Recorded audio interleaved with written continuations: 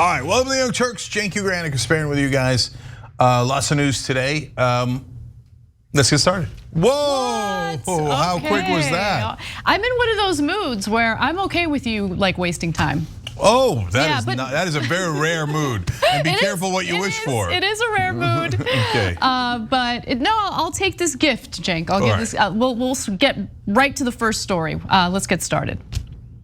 White House Press Secretary Jen Psaki tried to downplay the actions of progressive Representative Cori Bush in extending the moratorium on evictions. Now, of course, it expired. Cori Bush decided to protest its expiration and apply pressure to the White House to extend it. So she camped out on the Capitol steps for several nights until the White House finally agreed to extend the eviction moratorium for another 60 days.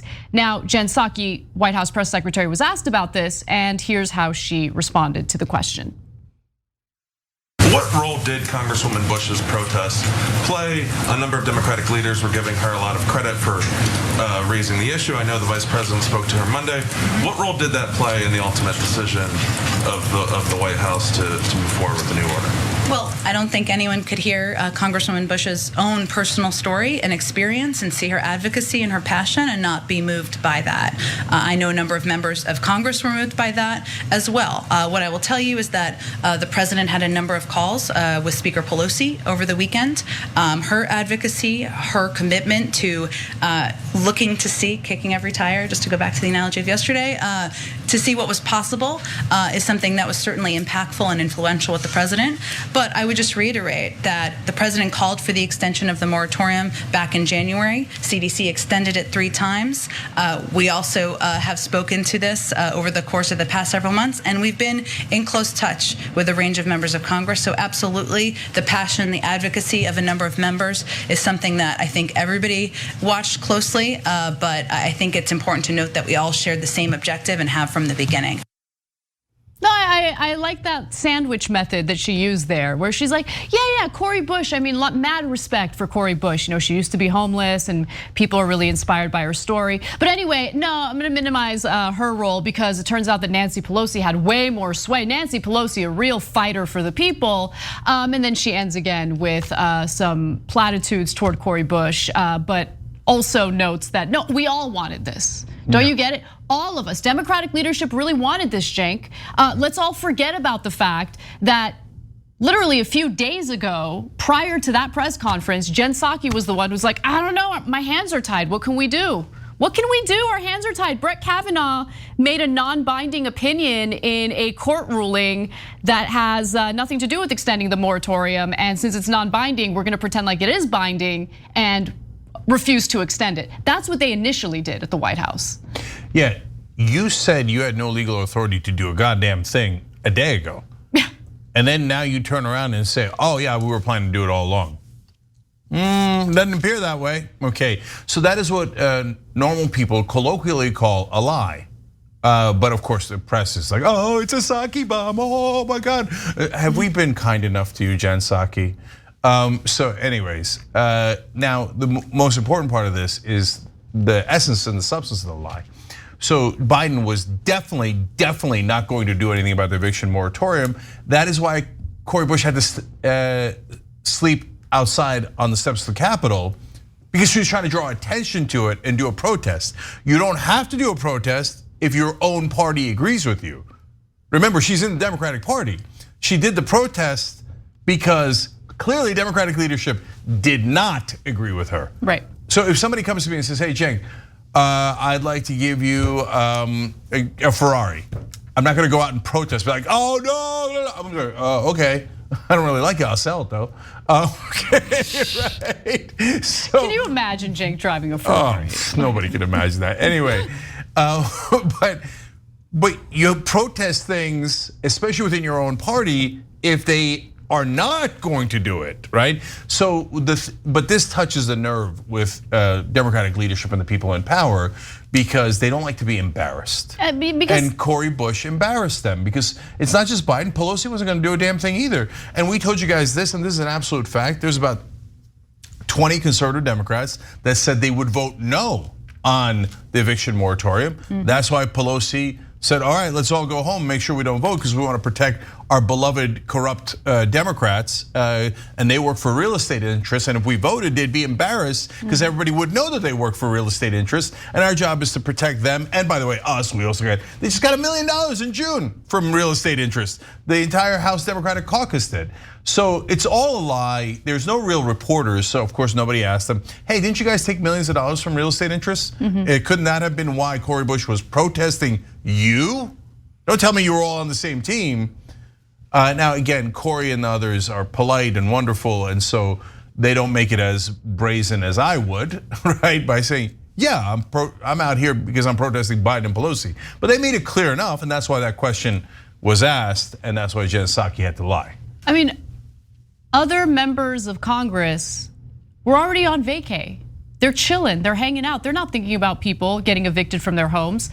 You have Cori Bush literally sleeping out on the steps of the Capitol until she made the Biden administration bend to her will. And she's a junior congresswoman. She's a junior congresswoman. Just let that sink in for a second. And look, I always love to provide receipts for what we're talking about. Because while the White House seems to want to take a little bit of credit for what they did, which was essentially tell the American people no and then get pressured into saying yes, I just want to remind you of what Jen Psaki initially said in a previous press conference.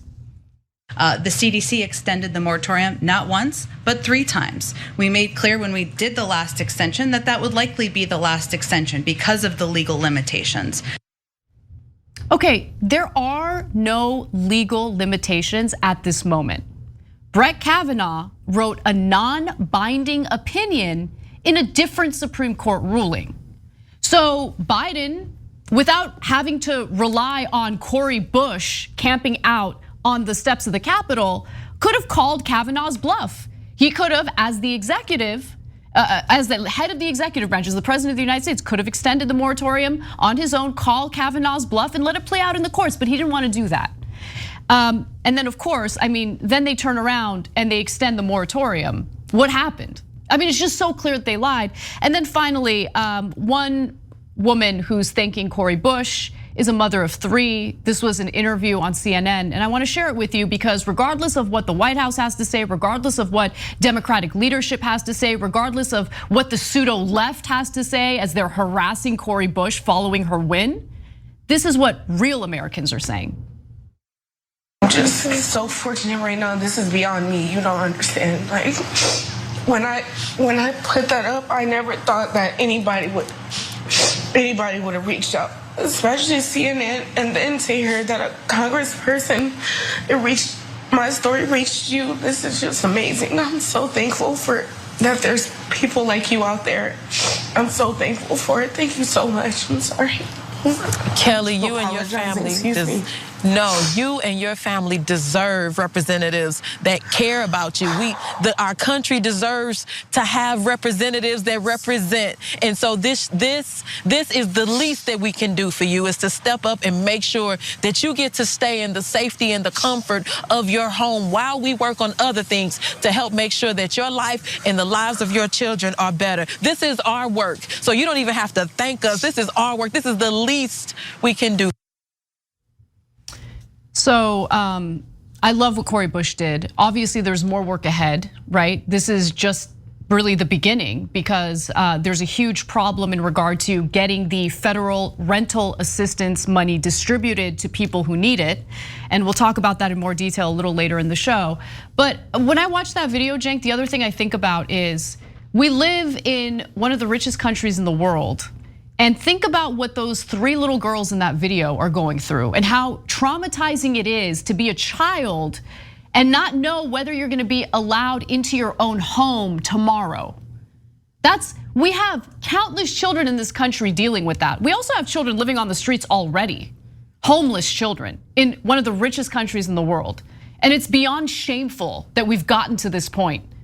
But anyway. Yeah, well, those 3 kids probably would have been on the street if it wasn't for Cori Bush. Think about it. You would have driven by them as you were going under a bridge. So that's what America does. And now Cori Bush made America a little bit better. She made it a more perfect union. And of course, the powers that be do not like that. So now, one more thing about Psaki's lie. And I don't care who cries about me calling her a liar, because that's what she just did, and we just proved it to you, but I'll prove it more to you. She said, Pelosi's the one that actually called us and worked on it. What she's trying to do is obviously take credit away from Cori Bush. Cori Bush embarrassed them, so she doesn't want to reward Cori Bush. They're actually furious at her, right? And so she gives the credit to Pelosi and says Pelosi's the one that got it done. But wait a minute, Pelosi's the one that refused to do a vote on it in the first place. That's a fact. Pelosi's the one that recessed them for 7 weeks without holding a vote. That's a fact. So if Pelosi really wanted to do something on this issue, why didn't she just hold a vote? She didn't hold a vote, and you weren't gonna do anything until you guys got embarrassed. So just keep it real on what actually happened. As the powerful, after conceding to a progressive, will try to take credit away from her and give it to themselves. Yeah, it's ridiculous. It's gross. And then I love what Cori said. You deserve representatives. That's what they're supposed to be. They're the House of Representatives. They're supposed to represent you, not their corporate donors. And I know in America, when it actually happens, when democracy breaks out for a second, people are shocked because we're not used to it. Like, oh my God, that's an honest politician. What happened? Well, just Democrats is what happened. But last thing, on that note, when she was running against Lacey Clay, the Democratic incumbent, same thing with Joe Crowley and AOC, all the establishment folks said, no, you need a powerful leader like Lacey Clay. He's been there a long time, he's senior. And when with Joe Crowley, he's the number 4 Democrat, he'll bring home the bacon, and this is, your district will lose power if you elect one of these younger people here that are challenging the incumbent. Does it look like that? Do you think Lacey Clay would have slept out on the stairs there, on the steps? Definitely not. Do you think Lacey Clay would have said, no, not on my watch, I'm gonna fight for the homeless? He never did, he never has, he never will. He took corporate money, probably from real estate interests like a lot of the corrupt Democratic incumbents, and he never did anything. So did your district lose or gain power by having Cori Bush?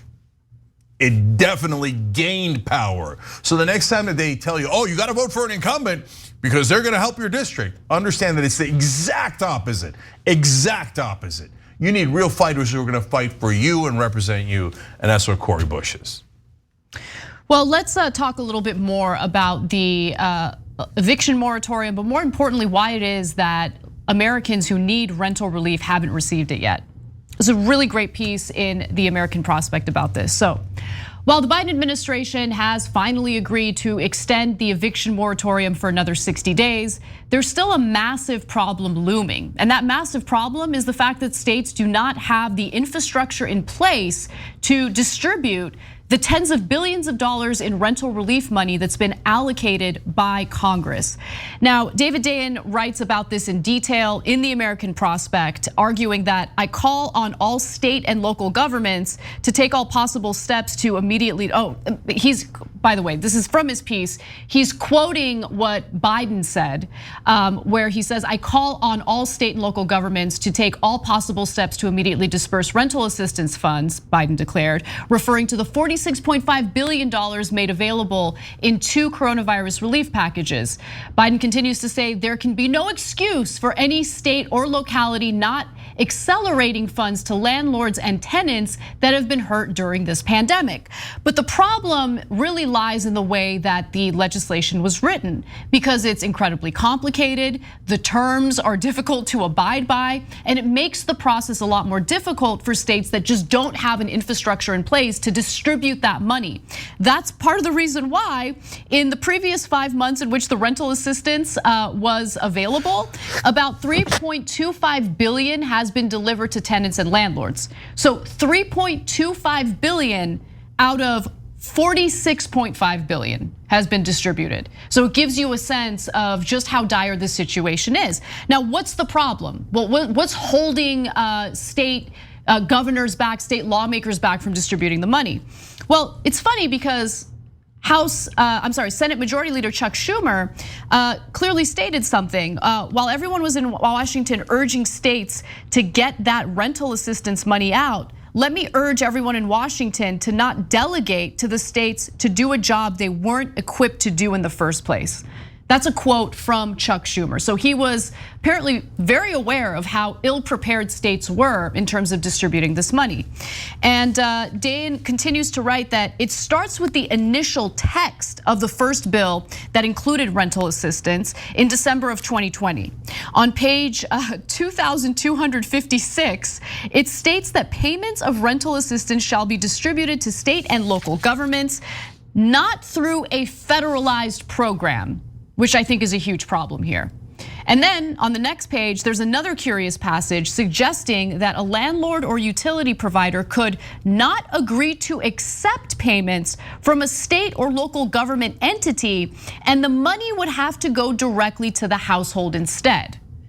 So the person who needs rental assistance would need to apply for that rental assistance. They'd have to qualify after proving that they're in dire need. And then that money would have to go directly to the individual applying for it, and then that individual would use it to pay their landlord.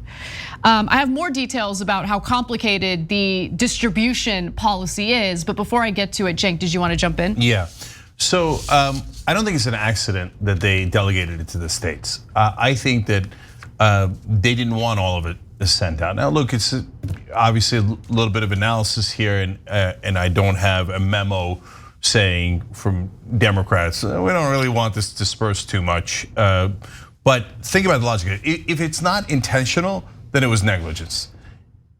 A lot of the states are run by Republicans. They're red states. You know that when you send federal money, whether it's Medicaid money or other kinds of money to the states, unemployment money, they often block it, and they won't give it to their own citizens. In fact, it just happened with COVID relief and unemployment insurance. So don't tell me you didn't know. No, you know that if you say the federal government isn't going to disperse it, the states are going to disperse it, that half of it isn't going to get dispersed because it would help the average American and poor people. And Republicans have no interest in that, and they will block it at the state level.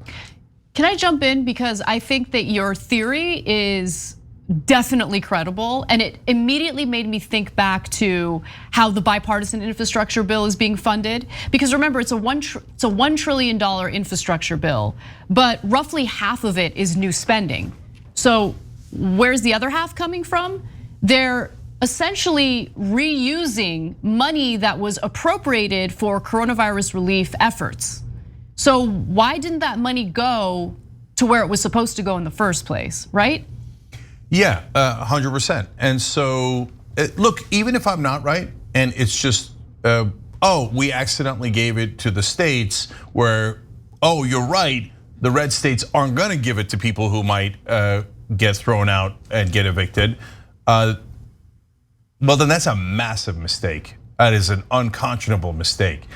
Democrats, you don't yet know that Republicans in red states are going to deny any money you send to either the poor or the middle class. If you say you don't know that, you should retire immediately, because you apparently have no idea what's happening in politics. I mean, we covered a story about some of these red states that decided we're gonna cut taxes further for the rich, and we're gonna use coronavirus relief funds to subsidize those tax cuts. Yeah, I mean, that just happened. How could you not know that, right? And so now I get it. This is part of the COVID relief bill that got passed at the same time as unemployment, et cetera.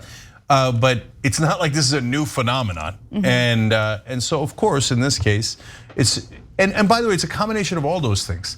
There's also incompetence at the state level, and there's just that it actually is hard, right? Because they have to set up a new infrastructure to be able to execute this, and they set the law so that you have to jump through several different hoops, and you have means testing. Yes, So exactly. that all makes it more difficult. But again, if it's really difficult, then it won't go to the people who need it, who don't contribute to any political campaigns. Instead, it'll be left as a reservoir of money to be able to use on perhaps people who do contribute to political campaigns.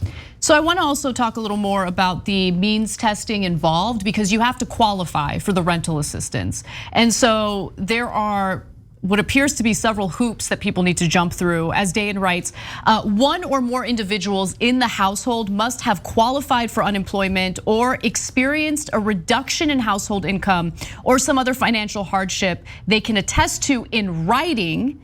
A risk of homelessness as a result of past due payments must be determined.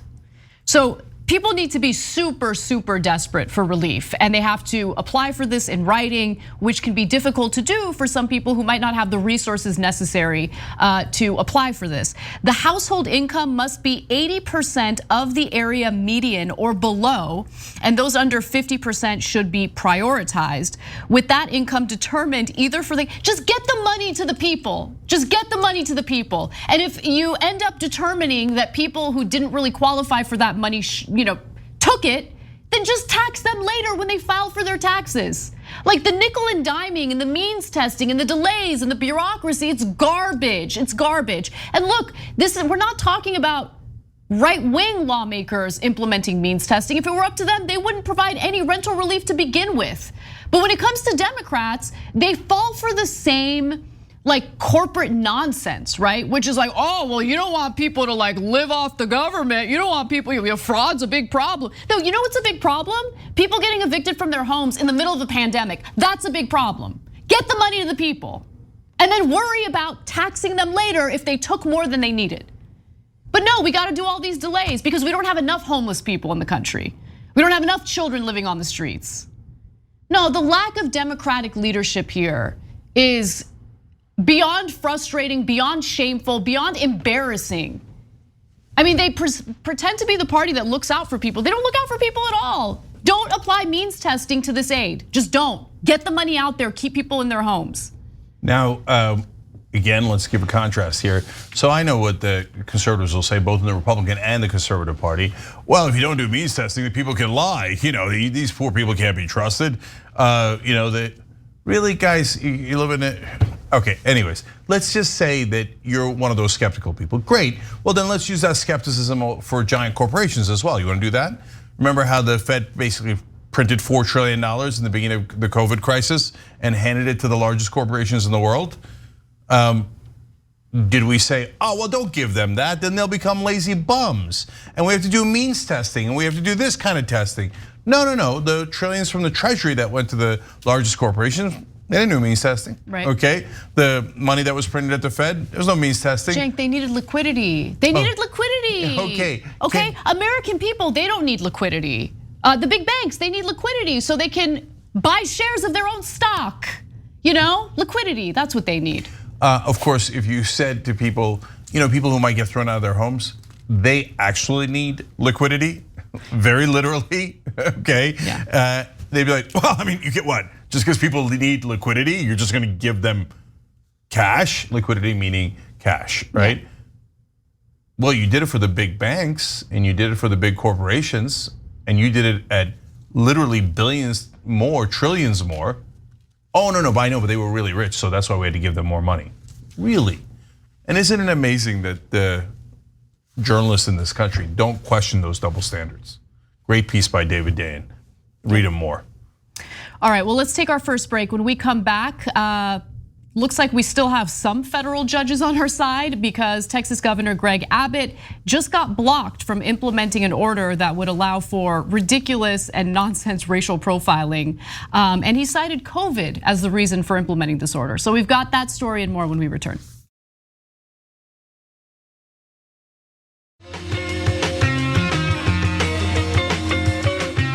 All right, back on TYT, Cenk and Anna with you guys. Casper's got more news. All right, let's go to Texas, where Abbott has been blocked by a federal judge. A federal judge has blocked Texas Governor Greg Abbott's order that would allow for law enforcement to pull over drivers suspected of transporting undocumented immigrants. Now, Abbott stated that he was signing that order in order to prevent COVID-carrying undocumented immigrants from entering the country, which is strange because he's really not known for taking COVID seriously. He notoriously shot down the idea of a mask mandate in his state. Now, US District Judge Kathleen Cardone granted a temporary restraining order against Abbott's move, meaning it will be blocked while the case continues to unfold. The US Justice Department sued Abbott and Texas on Friday of last week, a day after US Attorney General Merrick Garland threatened to take legal action if Abbott didn't rescind his order, calling it, quote, dangerous and unlawful. So a little more detail about the bill itself and what Abbott is citing for his reasoning for it. Now, Abbott's order issued Wednesday of this week allows Texas Department of Public Safety troopers to reroute civilian vehicles back to their origin point or a port of entry, or to seize the vehicles if police suspect the driver is transporting migrants who are infected with the virus. So exactly how would these troopers suspect that there are undocumented immigrants who have the virus in any given vehicle? How would a trooper be able to determine? I don't know, Cenk. I feel like this would require quite a bit of, racial profiling.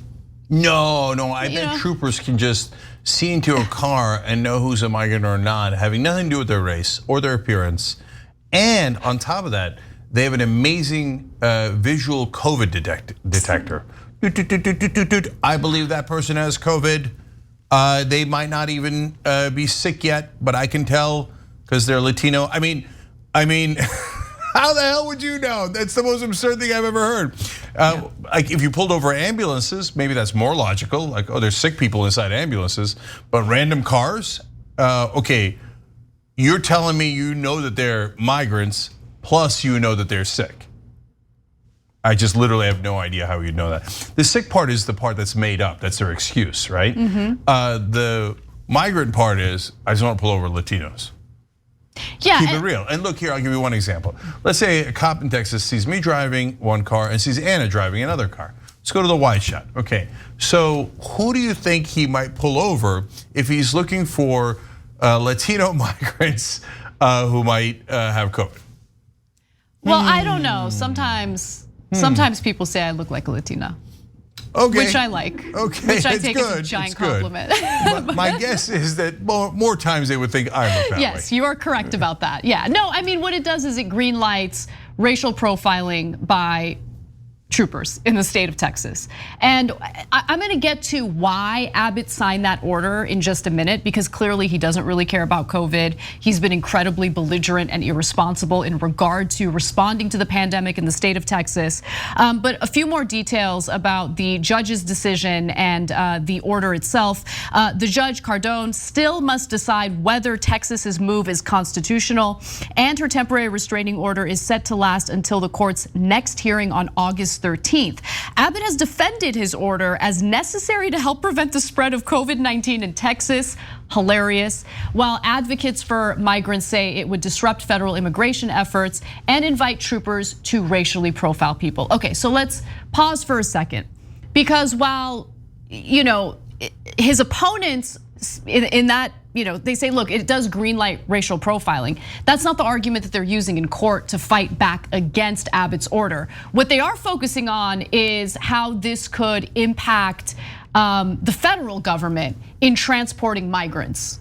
So that's their argument in court. US attorneys argue that Abbott's order would interfere with the federal government's ability to transport migrants between facilities. Federal officials spend over $200 million annually to employ contractors to transfer migrants and to avoid overcrowding facilities. And so the federal government is concerned that while a private contractor that they've hired is transporting migrants from one place to the next, their work can be interrupted or interfered with by cops in the state of Texas. So that is the argument that they're using in order to essentially permanently block Abbott's order.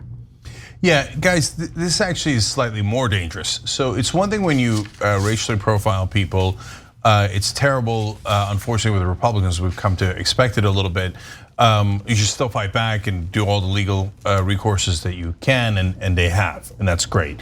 But there's another element to this, which is what Anna's explaining there.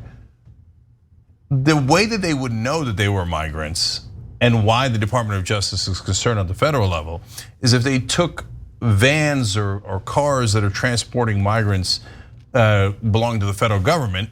So at some point they got to be transported from the border to a facility inside one of the states. So now the cops do know those cars, right? So you say, oh, well, you see, that doesn't have to be racial profiling. They could just be targeting the federal government.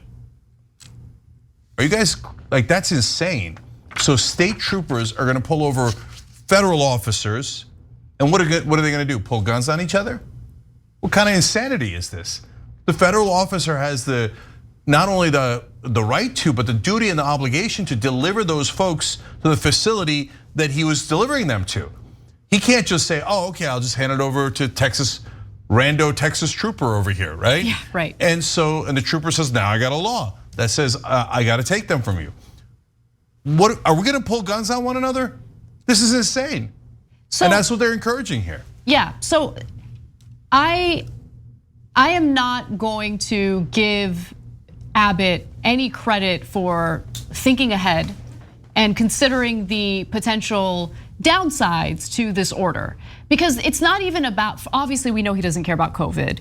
Obviously we know that he doesn't even care about the people of Texas. I mean, he received gigantic donations from Texas's privatized, deregulated energy grid, which is why the Texas legislature and Abbott himself signed into law the weakest regulations after Texans literally died during the power outages during a winter storm.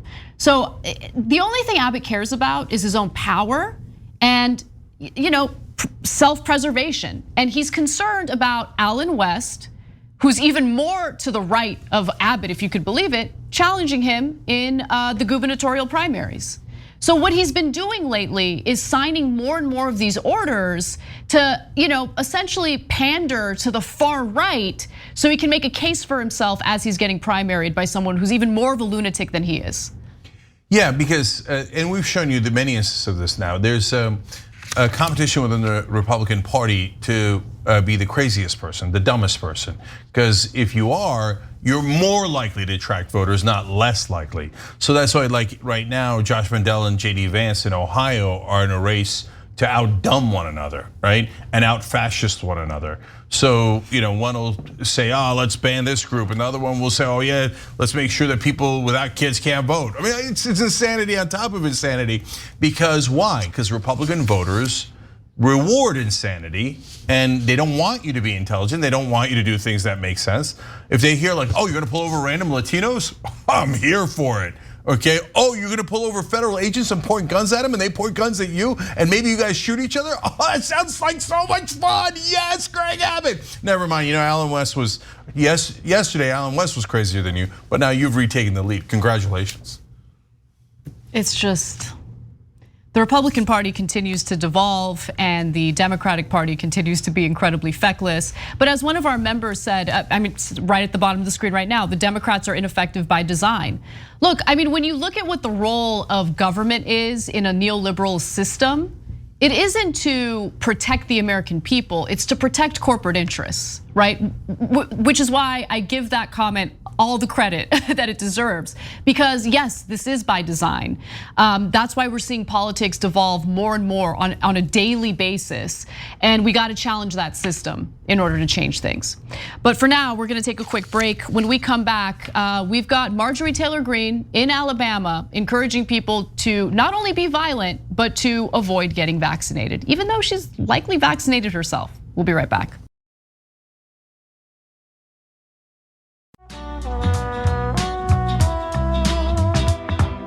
All right, back on TYT, Cenk and Anna with you guys. More stories? Just want to say my hair looks really good today. I'm gonna keep it real, I didn't have time to brush it. It's a little messy, but I'm into it. Okay, all right, look at this. Anyway, normally I'm the one. We're family, we're family. You know? Okay, yeah, we're fams. We're family. Okay, I also look acceptable. Let's move forward. You look great, Cenk. All right, you haven't gotten a haircut yet, so not soccer star status yet? Yes, but when I do though. All right, well. Are people calling me Cenk Ronaldo Uger? I don't know. I guess. I guess. All right. Okay. Well, let's get to our next story. Unfortunately, Marjorie Taylor Greene is in the news again, but it's less about her and more about this ongoing message that we're hearing from right-wingers like her. So, Marjorie Taylor Greene was speaking at a fundraising event in Alabama when she decided to encourage people at this no press allowed event to maybe use violence to respond to anyone working in the government who encourages them to get vaccinated. Let's watch. And one more thing on that, you lucky people here in Alabama might get a knock on your door because I hear Alabama might be one of the most unvaccinated states in the nation. Well, Joe Biden wants to come talk to you guys. He's going to be sending one of his police state friends to your front door to knock on the door, take down your name, your address, your family members' names, your phone numbers, your cell phone numbers, probably ask for your social security number and whether you've taken the vaccine or not. Yeah, well, what they don't know is in the South, we all love our Second Amendment rights. And we're not real big on strangers showing up on our front door, are we? They might not like the welcome they get. Now, there was no press allowed, but that video was recorded by someone in the audience who then sent it to David Pakman, and he shared it online. And I guess I can kind of understand why they didn't want press there. They wanted to provide a forum for Marjorie Taylor Greene to spew her incredibly irresponsible and dangerous rhetoric to the people who paid literally $100 each just to be there to watch her speak. Okay, so a couple of very disturbing things. Now, first of all, Alabama leads the country in unvaccinated people. USA, yeah. USA. Let's die quicker. Let's die quicker. Okay, we told you in June there was over 10,000 people who died because they were not vaccinated. Flat out, period. The rate of death for people who are vaccinated, if they get coronavirus anyway, which happens from time to time, is 0.01%. Almost everyone dying is unvaccinated. So almost everybody who dies in Alabama now is unvaccinated. So those, I'm not supposed to call them idiots. Okay, those less than intelligent folks in the audience who are like, we're not vaccinated. Okay, I'm sorry. Okay, but what do you want me to do? What do you want me to do? Like you're in a literal death cult. Am I supposed to call you intelligent? Okay. Anyways, then it gets way worse. She said police state, and she said if they come to your door, Second Amendment rights. Okay. Is that how you greet cops if they show up to your door? No, but she's literally encouraging them to shoot cops. I think shooting cops is a little bit worse than defunding them, but I'm not sure. I'm gonna have to check, right? And so she said, what does Second Amendment rights mean? We all know what it means. It doesn't mean, oh, I'm gonna go hunt vermin, right? It's not for hunting. And in fact, other Republicans have said, oh, I don't mean for hunting. I mean Second Amendment rights against political tyranny. So you're saying grab your gun and get ready to use it against the police state if any police come to your door. You're telling people to shoot cops. And everybody's like, oh, it's okay, it's a Republican. So a Republican telling people to murder cops is like awesome. Second Amendment rights. Oh, when a liberal says, hey, maybe we should give some portion of the funding to mental health workers who would be more appropriate in some circles. Oh, you hate cops. Maybe cops shouldn't shoot someone in the back if they're not armed. Oh, you hate cops. And then a Republican comes and goes, grab your guns and get ready to shoot cops that show up at your door. They're like, yeah, we love cops. Well, what? You're calling for their murder.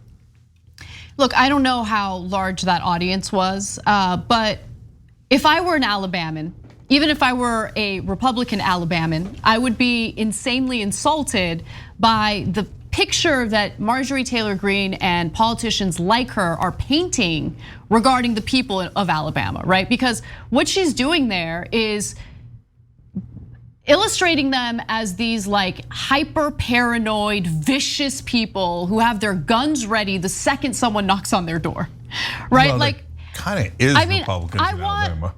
Maybe I'm being naive, but I want to believe that even with all of the disagreements that I might have with Republicans in Alabama, that most of them are not that crazy, and most of them are not going to have their guns ready the second someone knocks on their door. But who knows? I mean, that's obviously me speculating. We don't have to get into a long discussion about that. I just wonder if the entirety of the Republican electorate is cool with people like Marjorie Taylor Greene painting this picture of them, that they're like these paranoid, crazy people. No, I actually, yeah, we don't need to get derailed with a debate about that, but I think they are cool with it. They're like, yes, we are that maniacal and stupid. All right, I can't help it. All right, Tradora wrote in our member section. Yeah, what happened to Blue Lives Matter? But I love this one. Just Be Anti-Racist wrote in. Breaking news: if the government comes to my door, they already know my name, my address, and hello, they already know my social security number. Yeah, how the hell did they come to your door if they don't know your address? Okay, it doesn't make any sense. By the way, the people most likely to come from the government to your door at some point is the census, right? So this poor person coming to, and they're gonna ask you for how many people live in the house, et cetera, because that's their job in the census. Because if you don't answer them, Alabama, for example, would lose more representatives because they think less people live in Alabama because you didn't answer the census. But these idiots are Marjorie Taylor Greene and the rest are coming out and going, oh no, if somebody shows up from the government, grab your gun and potentially murder them. So that's the current state of the Republican Party. You should make no excuses for them. They are genuinely that monstrous. So moving over to the coronavirus part of this story, because unfortunately, coronavirus happens to be a really big problem in states like Alabama. And the number of people who are vaccinated in Alabama is far less than the national average. So new cases of hospitalizations continue to climb across Alabama.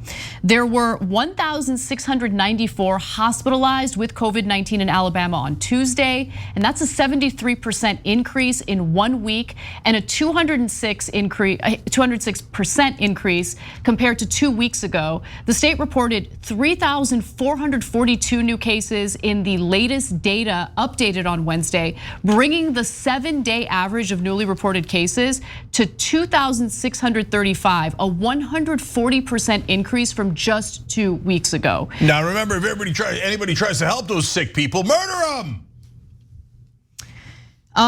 The situation is even worse if you look at Mobile, Alabama, where the virus is more transmissible.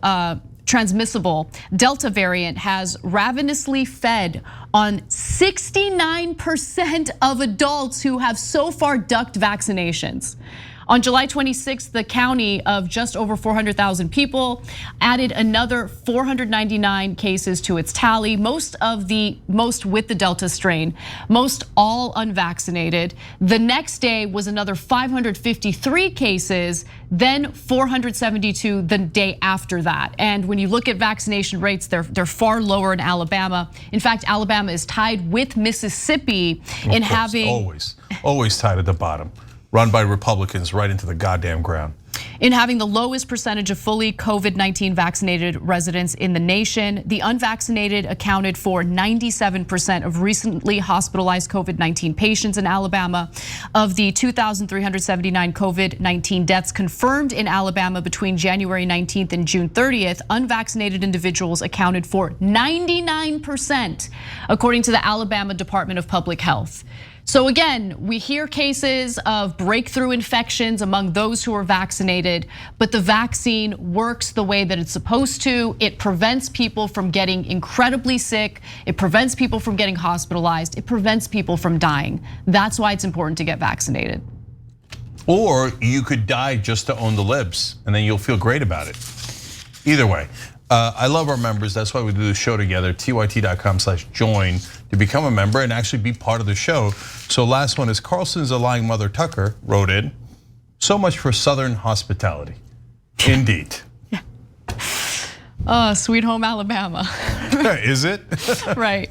All right, well, there's one other story regarding vaccinations that I want to talk about before we end our first hour. And this one has to do with the federal government making all the wrong decisions.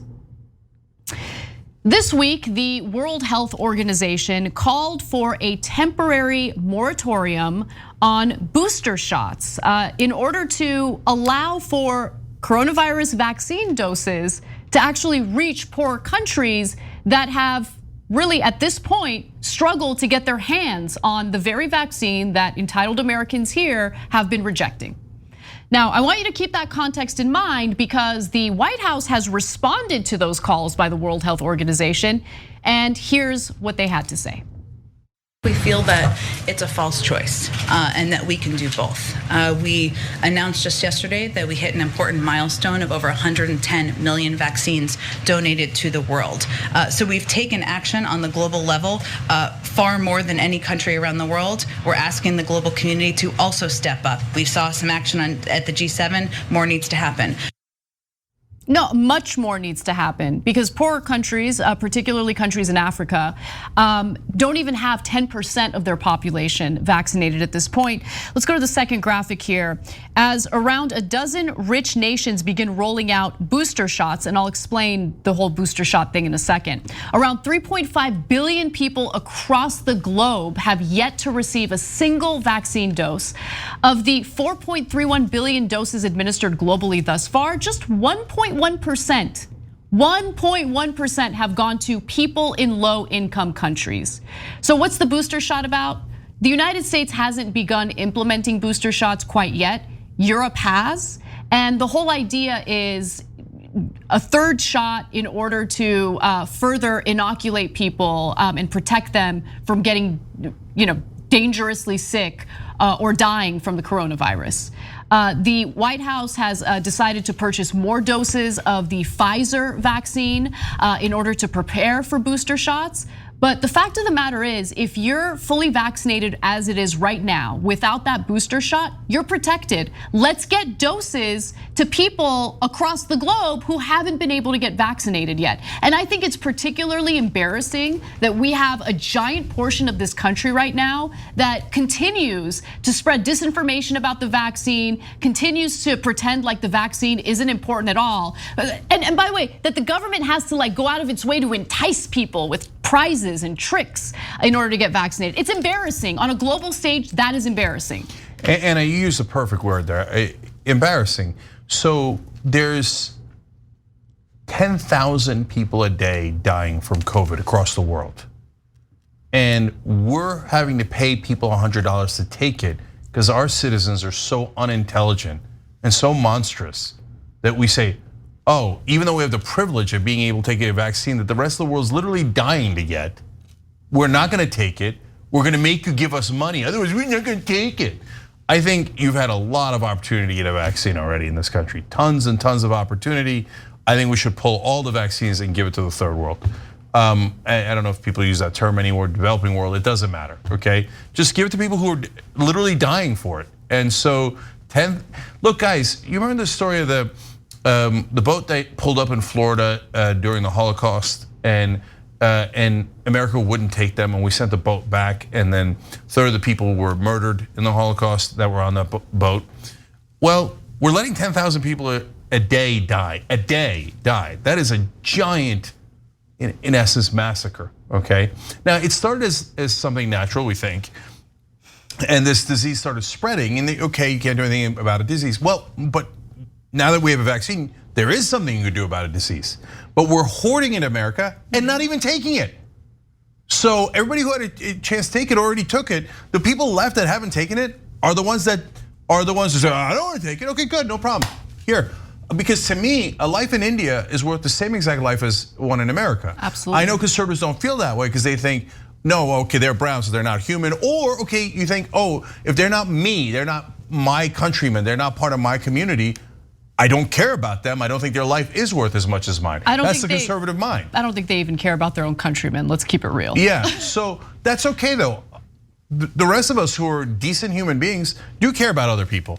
So look, the booster shot, I'd like a booster shot. I got a J&J one. I'd really like a booster shot. I'd rather have the shots go to other countries because it gives me marginal extra protection when 3.5 billion people have no protection. They haven't even gotten one shot, and one shot would make a giant difference. Only 1.1% got it. Look, guys, since we're in our own bubble in America, we don't see what the rest of the world sees. The rest of the world sees us as monsters who can give them life-saving medication, but instead we're letting 10,000 of them die every single day while we're not even taking it. Yeah, that's exactly right. And I do want to show this video. It's from Indonesia, where it's been incredibly difficult to get vaccinated. There was one facility that was vaccinating people, and so a giant crowd gathered right in front of the building. And then once they opened the gates, take a look at what happened.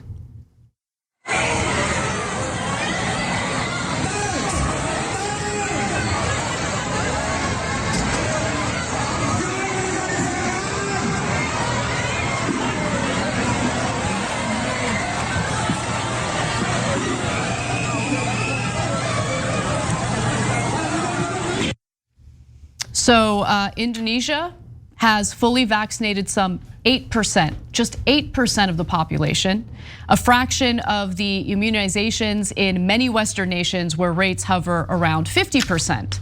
But again, you look at the United States, you look at the behavior of people who continue to practice their vaccine hesitancy, if you want to call it that. I think that's a bit of a euphemism, to be quite honest with you. And you also look at the doses that we've wasted. The US, which has wasted around 1 million doses since December, has not yet begun administering boosters. But last week, the Biden administration bought up to an additional 200 million doses of Pfizer's COVID-19 vaccine to prepare to offer third shots to certain at-risk individuals, including the elderly and the immunocompromised. So look, I want to give credit for us sending more vaccines than any other country. That's good, that's good. So let's be fair and give the full context. Now, it's very little compared to the amount that is needed, but so go to the core of the issue. The American government holds the patent that allows all of these vaccines to happen. So it's not private corporations, it's me and you. The American taxpayer has that patent. We could release it tomorrow and then they would get the vaccine. Biden did a PR trick in May and said, I'm gonna do support a temporary waiver. Now, was there a waiver of the patents? No, there was no such waiver.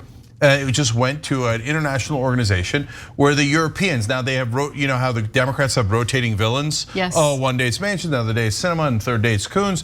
And now Western countries have decided to do rotating villains. So now it's Europe that's blocking it while Biden's going, golly gee, I am so concerned about that. We support a waiver.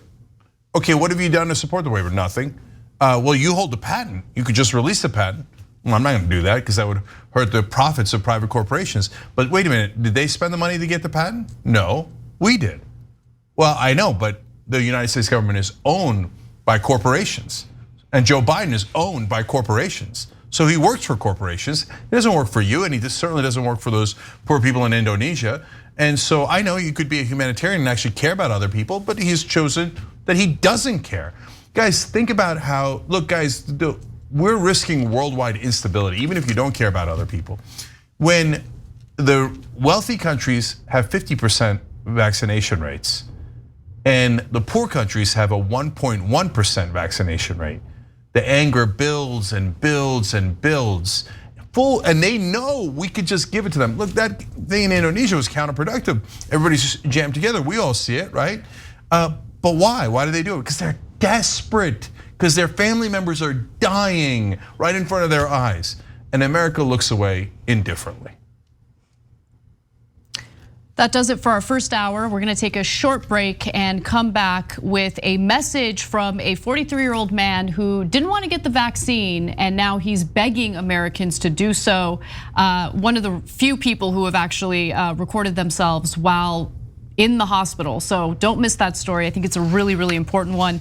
And then later on, we'll talk about how police departments are literally bragging about qualified immunity while they attempt to recruit new cops. We'll be right back. Thanks for listening to the full episode of The Young Turks. Support our work, listen ad-free, access members-only bonus content, and more by subscribing to Apple Podcasts at apple.co/TYT. I'm your host, Cenk Uygur, and I'll see you soon.